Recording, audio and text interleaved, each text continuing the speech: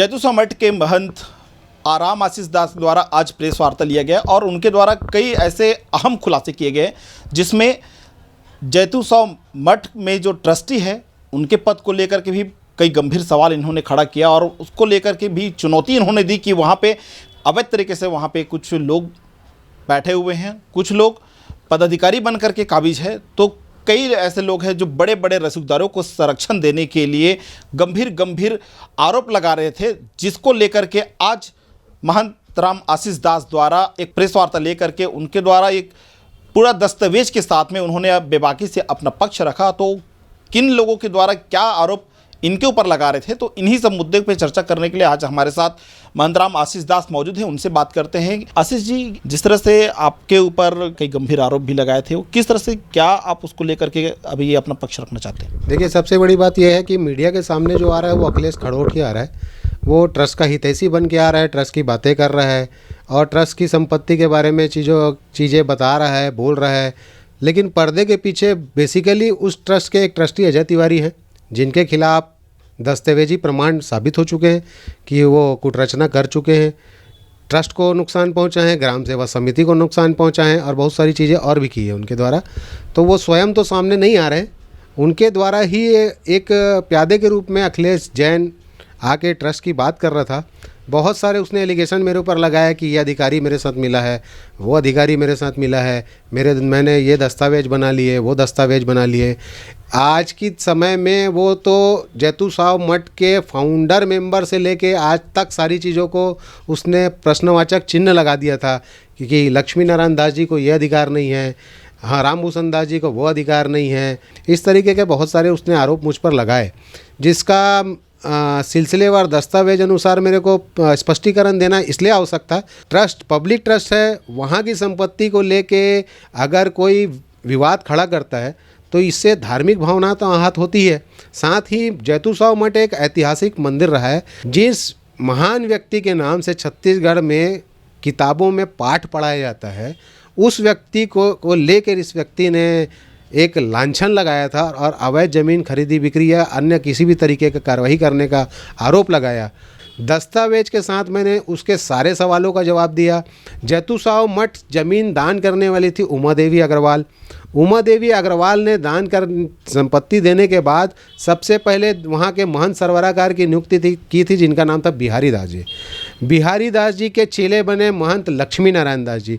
महंत लक्ष्मी नारायण दास जी जब जैतूसा मठ के महंत बने वो 8 साल की उम्र के थे।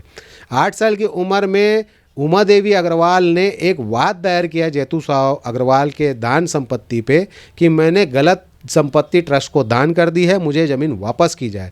उसमें बाकायदा न्यायालय से समझौता हुआ।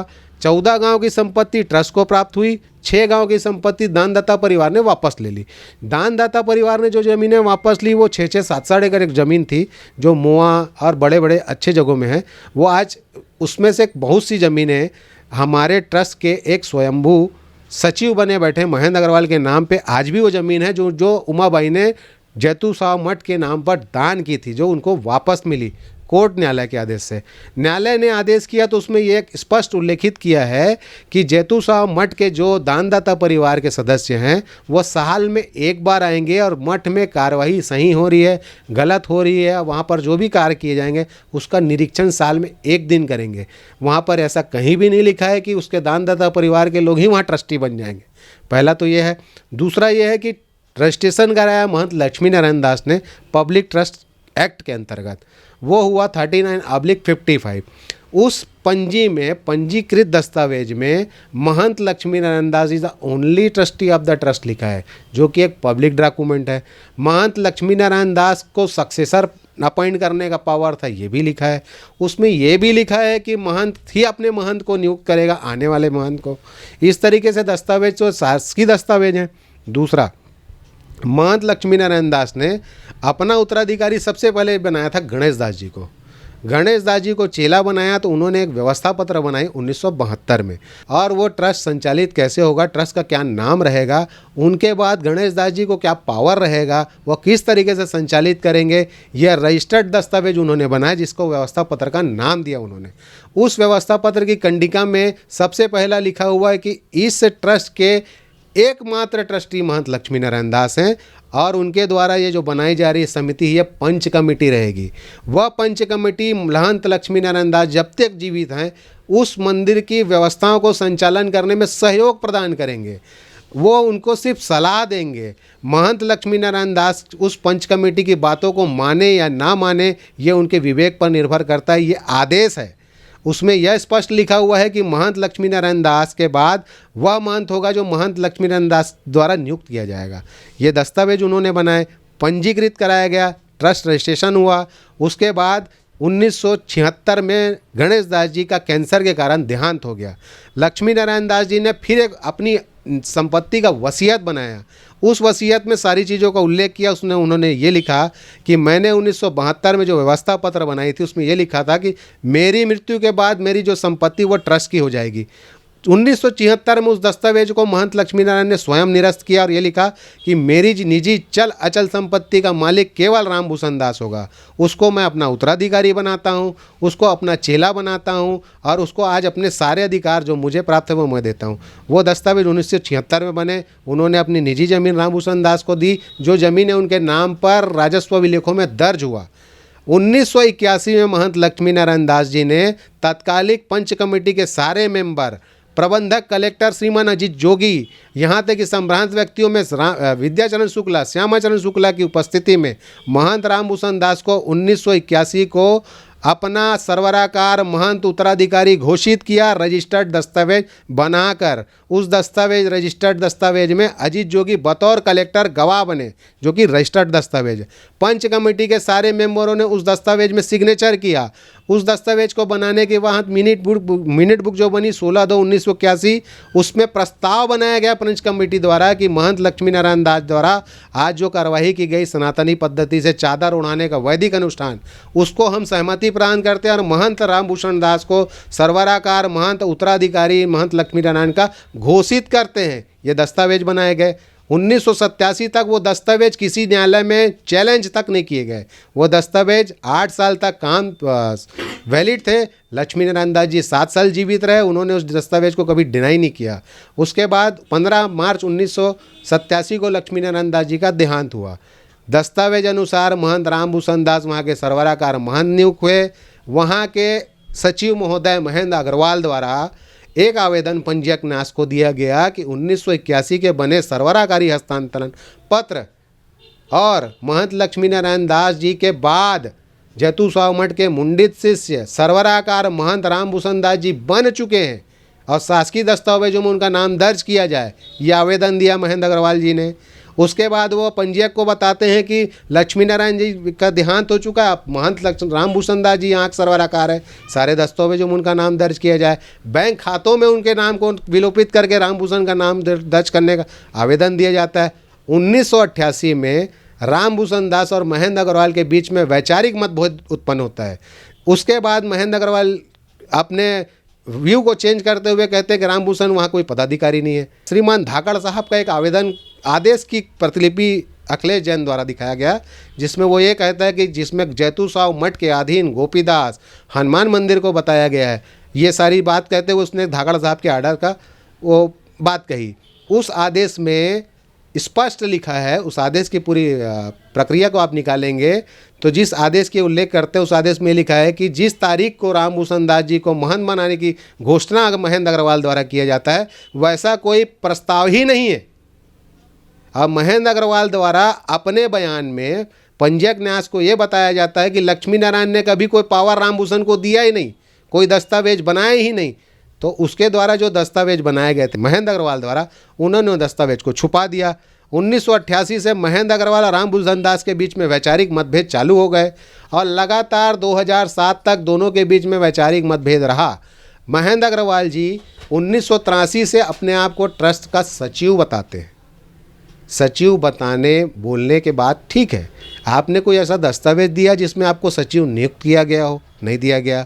आप ऐसा कोई न्यायालयीन आदेश बताते हैं जहाँ पर सचिव नियुक्त हो गए? नहीं देते हो। 1983 से लेके 2007 तक महेंद्र अग्रवाल स्वयं ये कहते हैं कि मैं बैंक में नौकरी करता था। तो जब आप 1987 से लेके 2007 तक उस ट्रस्ट से गायब रहे, 20 साल उस ट्रस्ट का ऑडिट नहीं हुआ, 20 साल उस ट्रस्ट में बैठकें नहीं हुई, 20 साल वहाँ की संपत्ति का कोई ब्यौरा आपके पास उपलब्ध नहीं है। अचानक से आप 2007 में रिटायर हो गए और आगे बढ़ गए। मैं तो सचिव हूँ, मैंने तो कार्यालय खोल लिया, मैं संचालन कर रहा हूँ। तो 88 से लेकर 2007 तक की संपत्ति का विवरण देगा कौन? अगर आप जिम्मेदार पदाधिकारी नियुक्त हो गए थे तो जितनी ज़मीनों का फर्जीवाड़ा हुआ है वो आपके द्वारा किया गया है। मेरा सीधा एलिगेशन आपके ऊपर है। रामभूषण दास अकेले किसी चीज़ को कैसे कर लेगा? 2007 से फिर जब रामभूषण दास की जब मृत्यु हुई, क्या इच्छा पत्र, अंतिम दान पत्र, इस टाइप की भी ऐसे कुछ बात सामने आ रही है? ये है कि 2007 में जब महेंद्र अग्रवाल जी दोबारा बैंक से रिटायर होके आए और रामभूषण दास जी से उनका फिर से विवाद हुआ, तो महंत रामभूषण दास ने पंजीयक न्यास रायपुर को एक आवेदन दिया था कि जो महेंद्र अग्रवाल वगैरह जो हैं ये मुझ पर दबाव बना रहे हैं तो ये ट्रस्ट को भंग किया जाए। तो महेंद्र अग्रवाल जी के प्रस्ताव में वो दस्तावेज आपको मिलेंगे कि महंत रामभूषण दास ने अपने जीवन काल में ही एक आवेदन किया था कि इस ट्रस्ट को भंग कर दिया जाए। वो आवेदन देने के बाद वो कुछ ज़्यादा समय तक जीवित नहीं रहे, तो वो शायद वो आवेदन खारिज हो गया होगा। दस्तावेज बनने की जहाँ तक बात है तो मेरा ये कहना है कि आप 1983 से अगर ट्रस्ट के सचिव हैं और 2007 में रामभूषण दास कोई दस्तावेज बना रहे हैं या 88 से लेके 2007 तक कोई ज़मीन बेच रहे हैं और उन पे कोई लगाम आपका नहीं है, आप किसी प्रकार से उसमें अंकुश नहीं लगा पा रहे हैं, या तो 1988 का वो आदेश जिसका उल्लेख आप अभी करते हैं उसमें आप शामिल नहीं थे और नहीं आप मंदिर आ रहे थे, ना मंदिर की संपत्ति में आप रुचि ले रहे थे, तभी तो इतना घोलमाल या ज़मीन का खरीदी बिक्री हो गया होगा। तो 88 में जब आप मंदिर को निराधार छोड़ के चले गए आदेश होने के बाद, तो किसी न किसी व्यक्ति द्वारा तो मंदिर का संचालन किया गया होगा। आप आरोप रामभूषण दास पे जरूर लगा दिए कि उन्होंने ऐसा कर दिया वैसा कर दिया, संचालन भी तो रामभूषण दास स्वयं ही कर रहे थे। उन्होंने अपने रजिस्टर्ड दस्तावेजों के आधार पर मुझे दस्तक विलेख बना के दिया जो रजिस्टर्ड दस्तावेज है, जिसकी जानकारी रामभूषण दास के मृत्यु के तुरंत बाद मैंने महेंद्र अग्रवाल को बकायदा ऑफिस में दस्तावेज उपलब्ध करा के दिया था। उस समय जीवेंद्र नाथ ठाकुर जी जीवित थे, मैंने उनको ये दस्तावेज दिखाए थे। इन्होंने उस पर कोई प्रतिक्रिया नहीं दी और कोई बात उस समय हुई नहीं। फिर विवाद उत्पन्न हुआ, जैसे रामभूषण दास से इनका वैचारिक मतभेद हुआ उसी तरह मेरे से भी इनका वैचारिक मतभेद हुआ। तो मेरे द्वारा ये कहा, मैंने कुछ नहीं किया, मैंने न्यायालय में आवेदन दिया कि भैया रजिस्टर्ड दस्तावेज हैं, उसके आधार पर मैं आवेदन किया। 2007 से आज 23 तक वो मामला पेंडिंग है।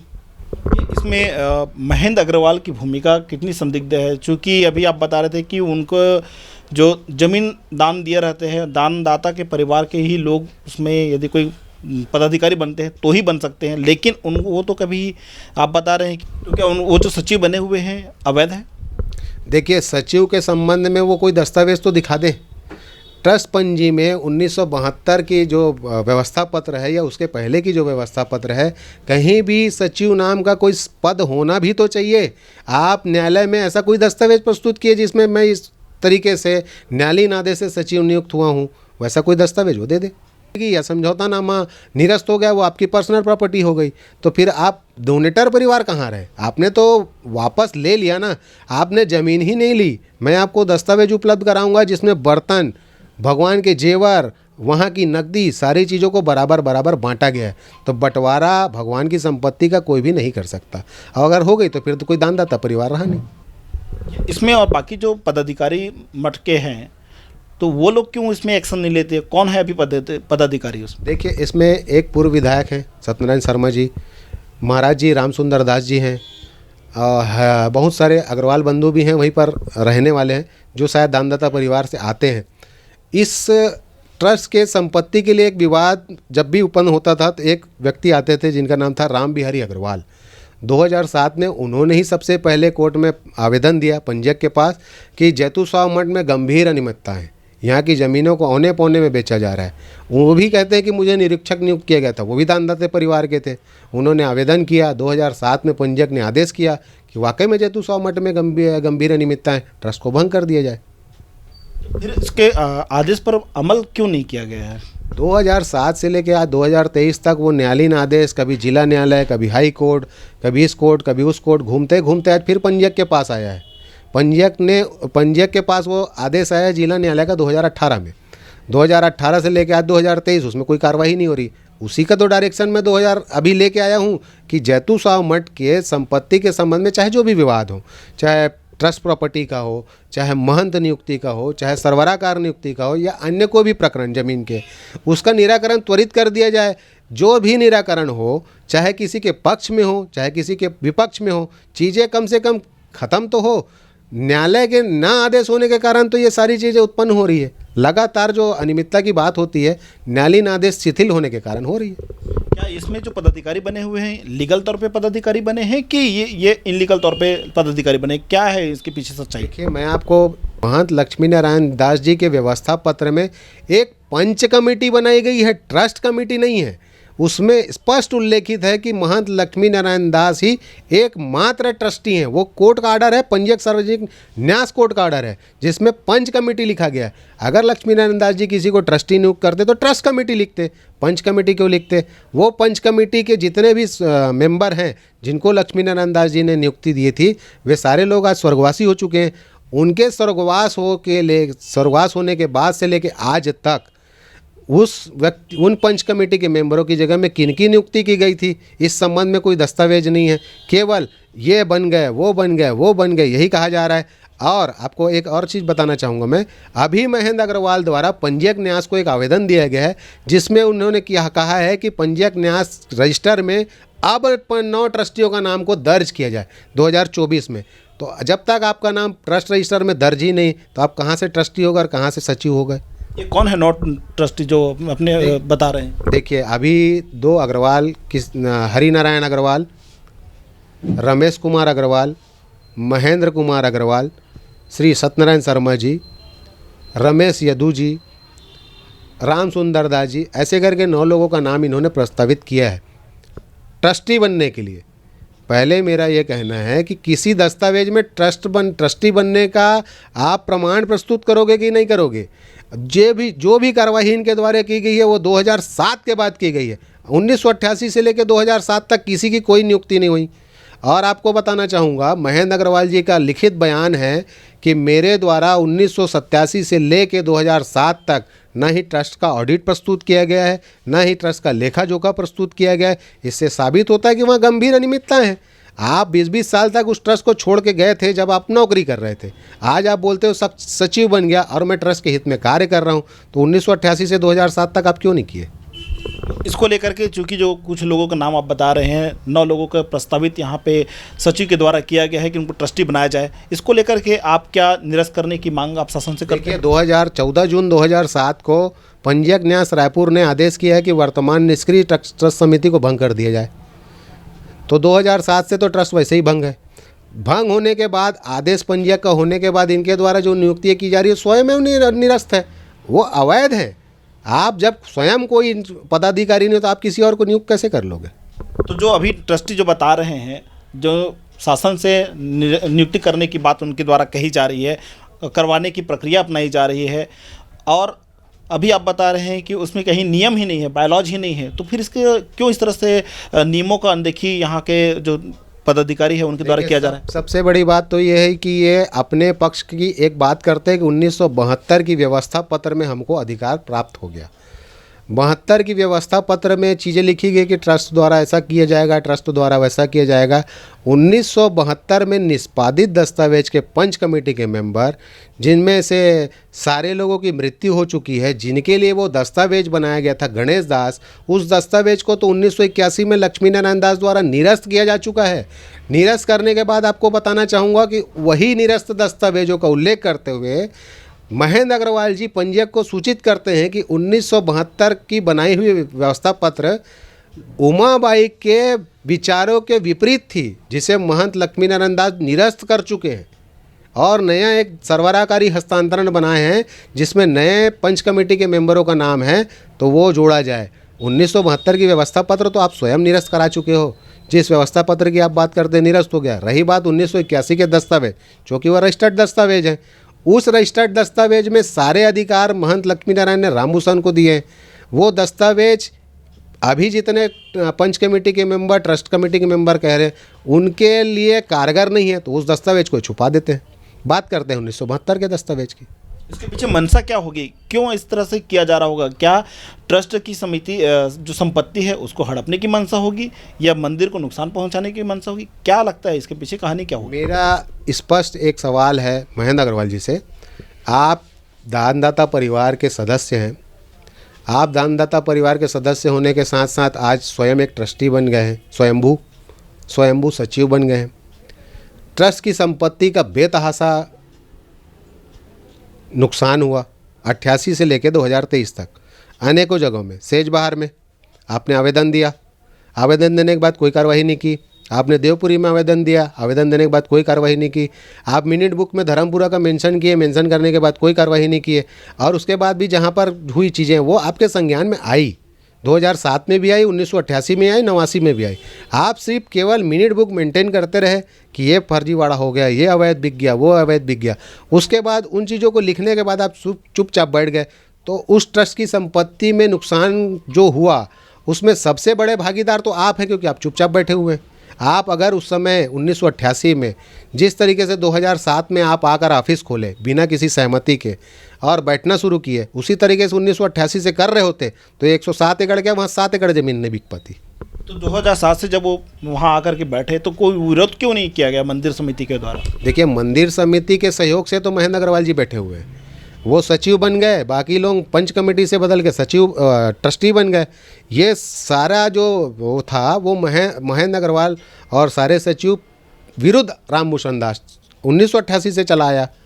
महंत रामभूषण दास 2007 में शारीरिक रूप से अक्षम हो चुके थे, वो चीज़ों को ज़्यादा अब नहीं कर पा रहे थे। तब इनको पता चला कि इसके ऊपर अब हावी हुआ जा सकता है। ये हावी हुए, उनको प्रताड़ित किया गया। मैं तो अब ये भी कहना चाहूँगा कि हो सकता है उनकी मृत्यु में भी इन लोगों का हाथ हो, क्योंकि आप आदमी को इतना प्रताड़ित कर दोगे तो वो करेगा क्या। और उसके बाद उनका देहांत हो गया। आप ऑफिस ज़बरदस्ती खोल के बैठ सकते हो तो 88 से खोल के बैठना था, संपत्तियों को संरक्षित करते चले आना था। 20 साल से आप ना ऑडिट कराए, ना वहाँ के किसी कृषि भूमि का क्या हुआ, कौन सी ज़मीन का क्या हुआ, ये आपने 88 से लेकर 2007 तक क्यों नहीं देखा? आप दानदाता परिवार के थे ना। आप दानदाता परिवार के होने के बाद ये कहते हैं कि भाई हमें तो यहाँ की चीज़ों को संरक्षित करना है। तो जो 107 एकड़ ज़मीन का आरोप अब मैं लगा रहा हूँ, जो चीज़ें इधर उधर हुई, मैं उसके दस्तावेज आपको अवेलेबल कराता हूँ, आप कार्रवाई करो। तो क्या उसके बाद ज़मीनें बिकी कि नहीं बिकी? लक्ष्मी नारायण दास जी का देहांत 15 मार्च 1987 को हुआ। उसके बाद 1988 में महेंद्र अग्रवाल जी बैंक में नौकरी कर रहे थे, मंदिर को निराधार छोड़ के चले गए। 1989 से लेके लगातार 2007 तक ट्रस्ट की अनगिनत ज़मीनों में फर्जीवाड़ा हुआ, जिसमें एक फर्जीवाड़ा अजय तिवारी स्वयं किए 1989 में। उन्होंने धर्मपुरा की 5.5 एकड़ ज़मीन लक्ष्मी नारायण के उत्तराधिकारी बनकर पटवारी के पास खड़े होकर नामांतरण पंजी बनाया कि मैं गणेश दास का उत्तराधिकारी हूँ, धर्मपुरा की ज़मीन 302/3 मेरे नाम पे दर्ज की जाए। नामांतरण पंजी बनने के बाद उन्होंने उस ज़मीन को बेचा। जब ट्रस्ट की ज़मीन लक्ष्मी नारायण के नाम की ज़मीन ट्रस्ट की थी, वो रामभूषण अजय तिवारी के नाम में कैसे चढ़ गई? उस पर कोई विरोध नहीं हुआ। इनको महेंद्र अग्रवाल जी को बहुत अच्छे से मालूम है कि अजय तिवारी ने ऐसे कुकृत्य किए हैं। उसके बाद उसी में से 1.5 एकड़ ज़मीन बढ़ाया, वो बेचा, वो महेंद्र अग्रवाल जी के नॉलेज में। जहाँ जहाँ पर ट्रस्ट की ज़मीनों का नुकसान हुआ, सारे दस्तावेज महेंद्र अग्रवाल जी के पास उपस्थित हैं। वो बाकायदा मिनट बुक में उसको मेंशन करते हैं। जैसे सेजबहार की 29 एकड़ ज़मीन का हुआ, इन्होंने शिकायत किया 2007 में पंजीयक को कि ट्रस्ट की ज़मीन वसीयत बन के फर्जी तरीके से बिक गई। गवाह अजय तिवारी, कार्रवाई क्यों नहीं कराए? आपके ऊपर भी आरोप लगाया जाता है कि आपने भी बहुत सारी ज़मीन को बेचने का भी ऐसे बात सामने आती है। देखिए, मैं आपको एक ये चीज़ पूछना चाहूँगा, 1988 से ट्रस्ट का संचालन श्रीमान महेंद्र अग्रवाल जी कर रहे हैं। 2023 हो गया, आज 50 साल हो गए।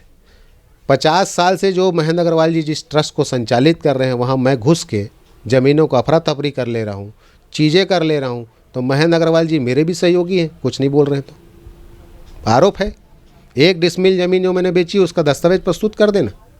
मैं तो जितनी ज़मीनें बिकी उसका रजिस्टर्ड डॉक्यूमेंट दे रहा हूँ। अजय तिवारी ने जितनी ज़मीन बेची उसका डॉक्यूमेंट दे रहा हूँ। अजय तिवारी ने वसीयत बनवा के जो ज़मीन बिकवाई उसका डॉक्यूमेंट दे रहा हूँ। मेरे खिलाफ भी दे दें दस्तावेज, रजिस्ट्री पेपर, केवल मौखिक आरोप नहीं। ये अखिलेश जैन की भूमिका आप किस रूप में देखते हैं? क्योंकि वो बहुत सारे ऐसे प्रकरण को लेकर के आपके ऊपर सीधे एलिगेशन लगाते हैं। क्यों, इसके पीछे मंशा क्या है? किन को संरक्षण देने की बात इसके लिए किया जा रहा होगा अखिलेश के द्वारा? देखिए, मैं आपको बताना चाहूँगा, अखिलेश जैन से मिला मैं 2022 में।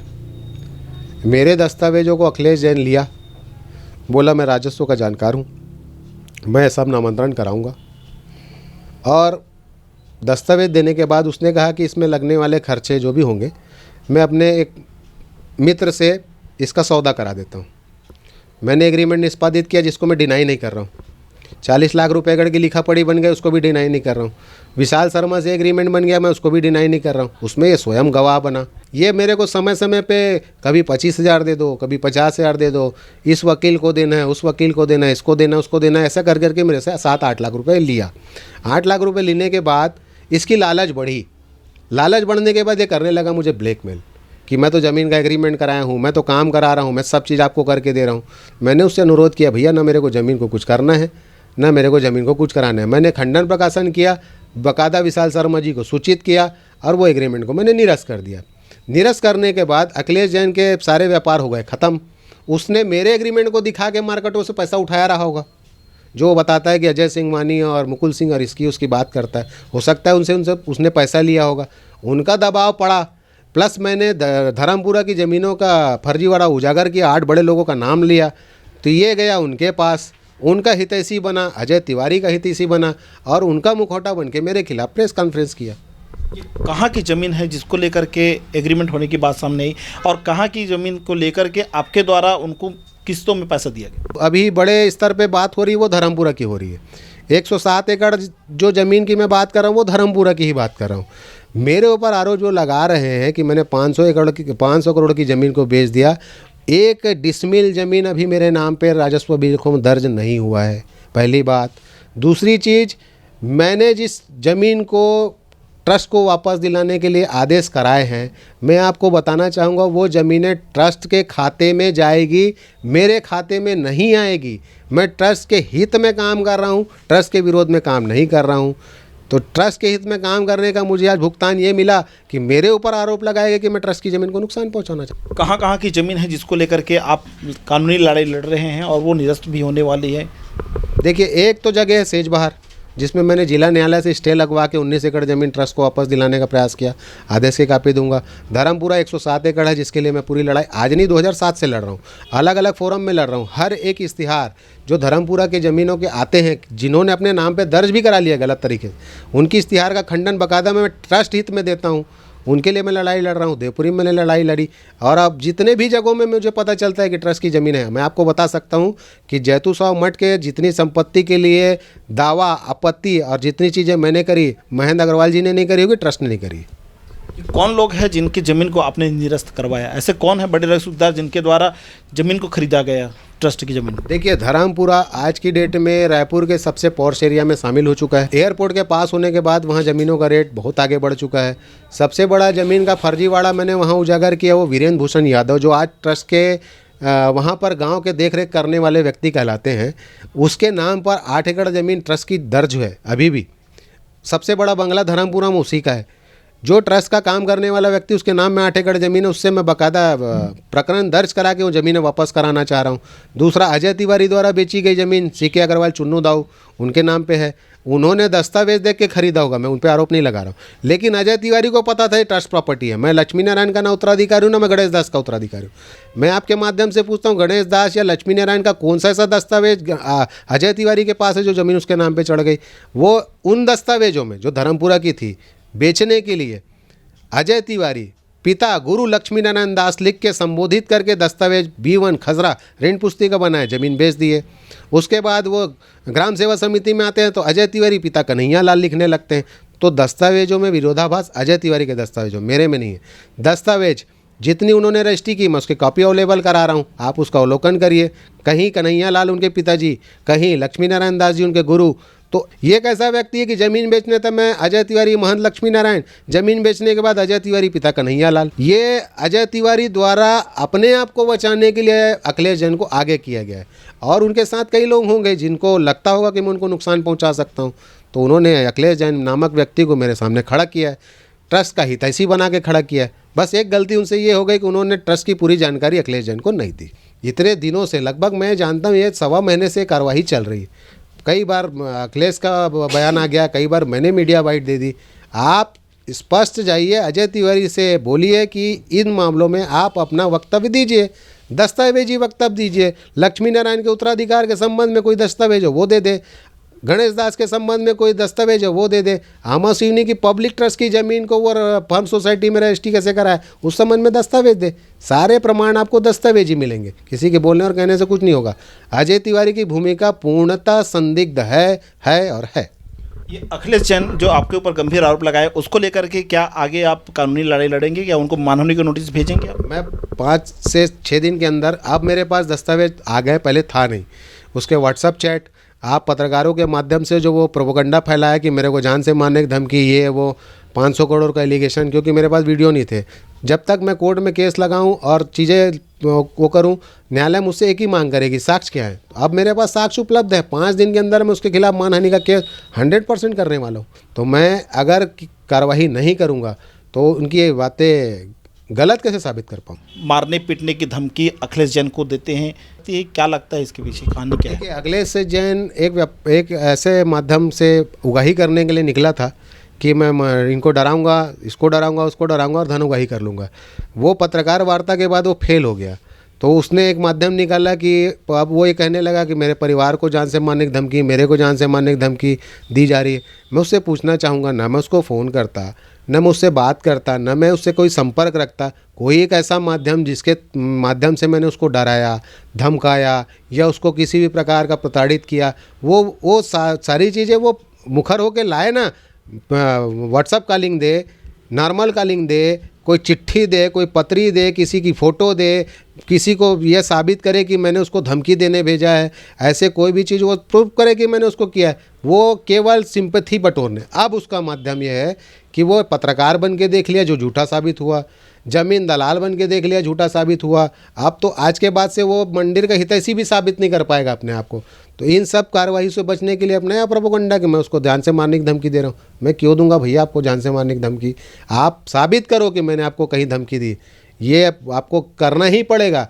क्योंकि मुझे अभी पता चला है कि वरिष्ठ पुलिस अधीक्षक को बाकायदा उसने एक चिट्ठी जारी की है कि मैंने उसको धमकी दी है। मैं जाके वरिष्ठ पुलिस अधीक्षक से कल मिलूँगा, उस चिट्ठी की कॉपी उनको दे के ये स्पष्ट पूछूंगा कि मेरे द्वारा धमकी किस प्रकार से दी गई, मौखिक, लिखित, किसी भी तरीके से जो उसके पास साक्ष्य हैं वो प्रस्तुत करें। मेरे को ये भी आश्वस्त हूँ, वो भी प्रस्तुत नहीं कर पाएगा, ये भी मेरे मानहानि का एक आधार बनेगा। तो देखा आपने कि किस तरह से इनके द्वारा बड़ी बेबाकी के साथ अपना पक्ष रखा और इन्होंने अखिलेश जैन, अजय तिवारी, महेंद्र अग्रवाल जैसे जो लोग हैं उनके ऊपर सवालिया के निशान भी इनके द्वारा खड़ा किया गया और उनकी भूमिका को लेकर के भी कई ऐसे सवाल खड़े किए गए। जो ज़मीन को अंतरण किया जा रहा है उसके भी लेकर के इनके द्वारा सवाल खड़ा किया गया। अब इसमें देखना यह होगा कि आगे ये जो ज़मीन के हेर फेर किया जा रहा है उस पर कब और कैसे रोक लगती है। कैमरामैन नीलेश चांगरे के साथ चमन प्रकाश, CPO 24 रायपुर।